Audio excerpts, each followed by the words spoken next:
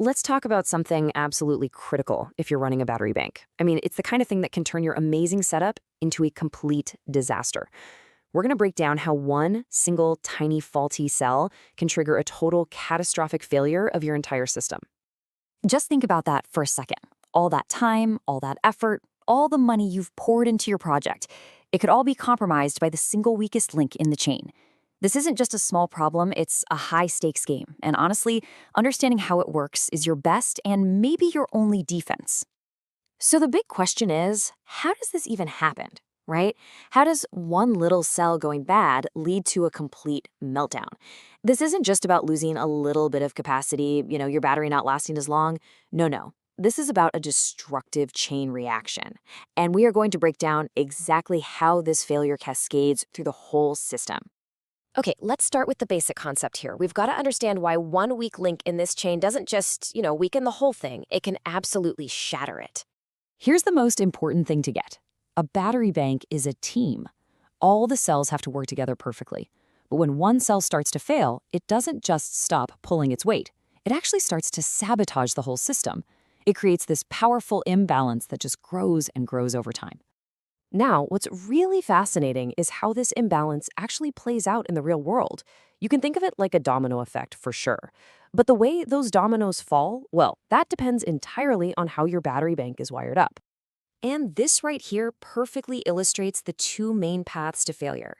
You've got series connections on one side and parallel on the other. Now, let's be clear, both are dangerous, but they fail in completely different ways. And understanding that distinction is absolutely key. So let's talk about a series connection. What happens here is if one cell gets weak, the whole bank's voltage sags. Your charger, being smart, sees that low voltage and tries to fix it by pumping more power in. But here's the problem. That extra power overcharges and fries the already weak cell, which then forces all the healthy cells to work way harder. It becomes this vicious cycle of stress and heat that ends in permanent failure. Now, let's switch gears to parallel connections. This is a whole different beast, but just as scary.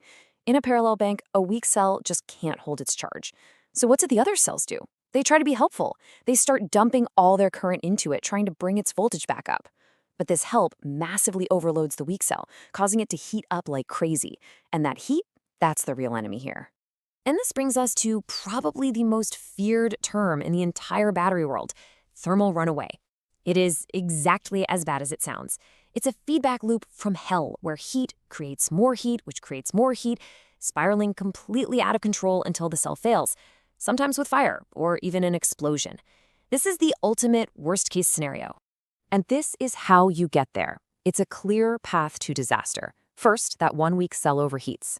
Then that heat starts spreading to its neighbors. Pretty soon, they start to degrade from all that heat. And before you know it, you've got a cascade. A full-blown chain reaction that can and will destroy the entire pack. Okay, so we know the why and the how of the failure. That's the scary part. Now let's get to the good part. How do you actually find this ticking time bomb in your battery bank before it's too late? Luckily, there are some really clear signs to look for. And here they are, 3 simple, super effective field tests. You don't need a fancy lab for this. All you really need is a multimeter to check the voltages, your own eyes to watch a full charge cycle, and, a thermal camera or even just your hand to carefully check for hotspots. And when you're measuring those voltages, this is the magic number, 0.1 volts. I know it seems like nothing, right? But I promise you, in a balanced battery system, a difference of even 0.1 volts between one cell and its neighbors is a giant flashing red flag. It's a clear signal that something is going seriously wrong. So let's just quickly summarize the symptoms you're hunting for. Number 1, a cell whose voltage is always lagging behind the rest. Number 2, a cell that gets noticeably warmer than its neighbors, especially under load. And number 3, any physical signs of swelling or bloating. If you see any of these, you have found your weak link. All right, so you've done your detective work, you've found the problem cell. What now? This final section is all about being proactive. It's about protection and really understanding the tools that are supposed to be keeping you safe. Now, what's really interesting here is not what these systems do, but what they can't do. A battery management system, a BMS, it's a fantastic monitor.